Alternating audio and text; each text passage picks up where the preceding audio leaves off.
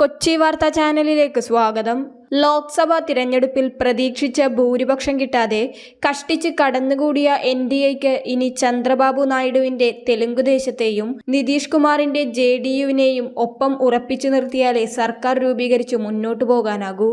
NDA സർക്കാർ രൂപീകരിക്കുകയാണെങ്കിൽ ഇവരായിരിക്കും മൂന്നാം മോദി സർക്കാരിനെ മുന്നോട്ട് നയിക്കുന്ന ഡബിൾ എഞ്ചിനുകൾ. ഒറ്റയ്ക്ക് ഭൂരിപക്ഷമില്ലാത്തതിനാൽ ഇവരുടെ സമ്മർദ്ദ തന്ത്രങ്ങൾക്കെല്ലാം മോദിയും കൂട്ടരും വഴങ്ങേണ്ടി വരും. അതായത് മൂന്നാം സർക്കാരിന്റെ പോക്ക് അത്ര സുഗമമായിരിക്കില്ല എന്നർത്ഥം. പ്രതിപക്ഷത്തായിരുന്ന ഇവരെ പല കാരണങ്ങളാൽ തിരഞ്ഞെടുപ്പിന് തൊട്ടുമുൻപാണ് BJP NDA മുന്നണിയിലെത്തിച്ചത്. ഇവരെ തിരിച്ചെത്തിച്ച് സർക്കാർ രൂപീകരിക്കാൻ പ്രതിപക്ഷവും ശ്രമിക്കുന്നുണ്ട്. ഇരുപക്ഷവും മോഹന വാഗ്ദാനങ്ങൾ വാരിക്കോരി നൽകുന്നുണ്ടെങ്കിലും നിതീഷ് ഇതുവരെ മനസ്സു തുറന്നിട്ടില്ല. രാഷ്ട്രീയ അട്ടിമറികളുടെ റെക്കോർഡ് പേറുന്ന നിതീഷിന്റെ മൗനം NDAക്ക് കടുത്ത ആശങ്കയാണ് നൽകുന്നത്. അട്ടിമറിയിൽ നിതീഷിനൊപ്പം എത്തില്ലെങ്കിലും ചന്ദ്രബാബു നായിഡുവും പിന്നിലല്ല. സർക്കാർ രൂപീകരിക്കാൻ ഇവരെ ഒപ്പം ചേർത്താൽ മുന്നോട്ടു പോക്ക് അത്ര സുഗമമായിരിക്കില്ലെന്ന് പ്രതിപക്ഷത്തിന് നന്നായി അറിയാം.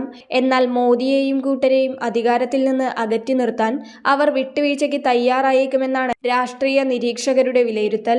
മന്ത്രിസഭാ രൂപീകരണത്തിനുള്ള തിരക്കിട്ട ശ്രമങ്ങളാണ് രാജ്യതലസ്ഥാനത്ത് നടക്കുന്നത്. ഇന്ത്യ സഖ്യത്തിലെ പ്രധാന കക്ഷികളിലൊന്നായ RJDയുടെ നേതാവ് തേജസ്വി യാദവും എതിർപ്പാളയത്തിലെ നിതീഷ് കുമാറും ഒരേ വിമാനത്തിലാണ് യോഗങ്ങളിൽ പങ്കെടുക്കാൻ ഡൽഹിയിലേക്ക് പോകുന്നത്.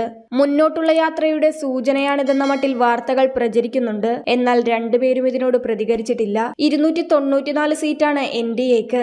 കേവല ഭൂരിപക്ഷത്തിന് 272 മതി. 240 സീറ്റുമായി ഏറ്റവും വലിയ കക്ഷിയാണ് BJP. കേവല ഭൂരിപക്ഷം ഒറ്റയ്ക്ക് നേടി എല്ലാം ഒറ്റയ്ക്ക് തീരുമാനിക്കാമെന്ന BJPയുടെ മോഹത്തിനാണ് ജനങ്ങൾ തടയിട്ടത്. 237 സീറ്റുള്ള ഇന്ത്യ മുന്നണി NDAയിലുള്ള ചന്ദ്രബാബു നായിഡുവിനെയും നിതീഷ് കുമാറിനെയും പാട്ടിലാക്കാമെന്ന കണക്കുകൂട്ടലിൽ സർക്കാർ രൂപീകരണ നീക്കം സജീവമാക്കിയിട്ടുണ്ട്. ഇന്ന് വൈകിട്ട് 4 മണിക്ക് നടക്കുന്ന NDAയുടെ നിർണായക യോഗത്തിൽ ഇവർ പങ്കെടുക്കുമെന്നാണ് സൂചന. യോഗത്തിനു ശേഷം മോദി ഇന്ന് തന്നെ രാഷ്ട്രപതിയെ കണ്ട് അവകാശവാദം ഉന്നയിച്ചേക്കും. TDPക്ക് 16ഉം JDUവിന് 12 സീറ്റുകളുമുണ്ട്. 12 സീറ്റിൽ മറ്റുള്ളവരും വിജയിച്ചിട്ടുണ്ട്. നിതീഷിന് ഉപപ്രധാനമന്ത്രി പദവിയും നായിഡുവിന് NDA കൺവീനർ സ്ഥാനവുമാണ് വാഗ്ദാനം. കോൺഗ്രസ് നേതൃത്വത്തിൽ ഇന്ന് ഇന്ത്യ മുന്നണി നേതാക്കളുടെ യോഗവും ചേരുന്നുണ്ട്.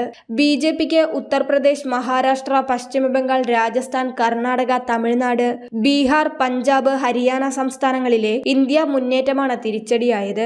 ഉത്തർപ്രദേശിൽ 62-ൽ നിന്ന് 33-ലേക്ക് വീണു. വാരണാസിയിൽ നരേന്ദ്രമോദിയുടെയും ലക്നൌവിൽ രാജ്നാഥിന്റെയും ഭൂരിപക്ഷം ഇടിഞ്ഞു. 2019-ലെ 52-ൽ നിന്ന് കോൺഗ്രസ് 99 സീറ്റിലേക്ക് ഉയർന്നു. UPയിൽ 37 സീറ്റ് പിടിച്ച് അഖിലേഷിന്റെ സമാജ്വാദി പാർട്ടി കരുത്തുകാട്ടി. രാഹുൽ ഗാന്ധിക്ക് വയനാടിനൊപ്പം റായ്ബറേലിയിലും റെക്കോർഡ് ഭൂരിപക്ഷം. പശ്ചിമ ബംഗാളിൽ തൃണമൂലും ആധിപത്യം നിലനിർത്തി. മഹാരാഷ്ട്രയിൽ കോൺഗ്രസിനൊപ്പം മഹാവികാസ് അഘാഡിയിലെ ശിവസേന NCP പാർട്ടികളും ശക്തി കാട്ടി. തമിഴ്നാട് DMKയുടെ നേതൃത്വത്തിൽ ഇന്ത്യ തൂത്തുവാരി. ഗുജറാത്ത്, മധ്യപ്രദേശ്, ഡൽഹി, ഹിമാചൽ പ്രദേശ് സംസ്ഥാനങ്ങളിൽ BJP ആധിപത്യം തുടർന്നു.